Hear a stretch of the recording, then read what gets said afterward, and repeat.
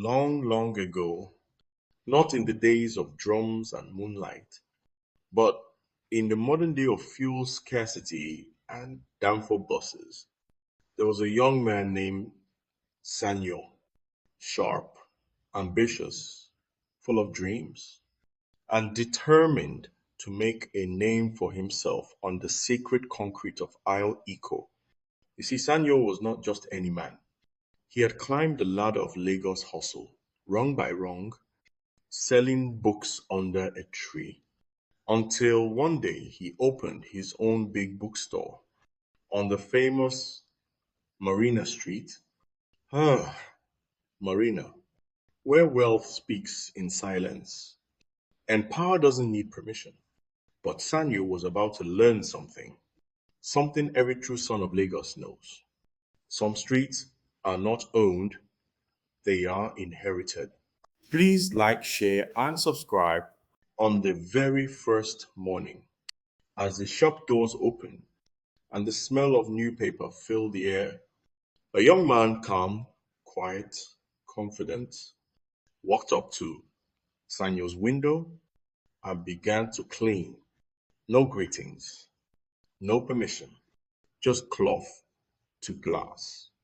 Like it was a ritual, Sanyo stepped outside and shouted, "Hey, who are you? Why are you cleaning my window?" The boy turned with a smile like sea breeze. "Good morning, sir. My name is Tayo. I clean these windows. $5 a week." Sanyo laughed. "Did I hire you?" Tayo kept wiping. "No, sir, but you don't understand. This street belonged to my grandfather, then my father. Now it belongs to me." Sanyo frowned. "This is Lagos, not your village.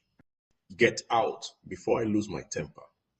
But Tayo only smiled and said again, "You don't understand. This street is mine." The next morning, Sanyo opened shop, and who was standing there? Tayo, with his cloth, wiping again. This time, Sanyo shouted louder, "Get away from here before I call the police." But Tayo, still wiping, whispered, "You don't understand. This street is mine." The third morning, Sanyo returned, and what did he find? All the windows shattered, glass like fallen dreams. He called the police, they came, took pictures, wrote notes. He called the insurance company, they came, paid 70% with frown on their faces. By evening, the windows were replaced. Sanyo thought it was over, but Lagos never forgets.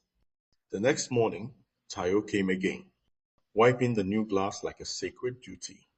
This time, Sanyo grabbed a baseball bat, stormed outside, ready to strike. Tayo ran, quick like shadow. But the next morning, the glass was broken again. This time, the police didn't sound concerned, and the insurance company warned, "One more incident, and we are done with you." That night, an old man walked into the shop. His eyes were tired, his voice deep and slow. "You must be the one who doesn't understand." Sanyo blinked. "Who are you?" The old man stepped closer. "That boy, Tayo, his grandfather controlled Marina before Nigeria had a flag. His father collected tribute when others were still selling pepper in bowls. He's not cleaning your windows, he's checking your respect." Then the old man turned and disappeared.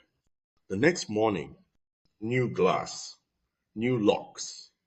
Sanyu even hired two guards. But when he arrived, everything was gone. Glass, books, guards, all silent. And standing in front of the shop, Tayo. This time, he didn't run. It's $20 now, he said. You said five, Sanyo muttered. Tayo smiled. That was the welcome price. Now, we maintain the street. Sanyo's hands shook, but he said nothing. Because just across the street, five men leaned against a car, watching, silent. No guns, no words, just presence. And in Lagos, presence is power. Years passed. Sanyo's store grew. His name became known.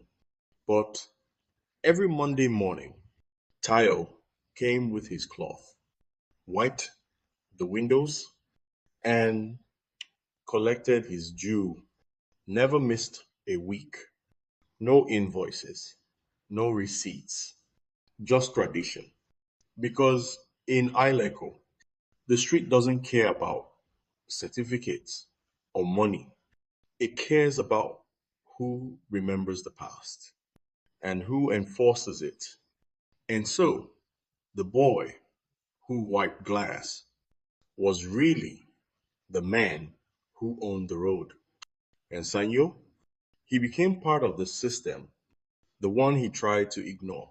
If you're still watching, that means you're hooked on this story and we love that. Before you go, make sure to like the video if you're invested in the drama. Comment below. Now we want to hear from you. Drop your comments. Share with friends who love powerful storytelling.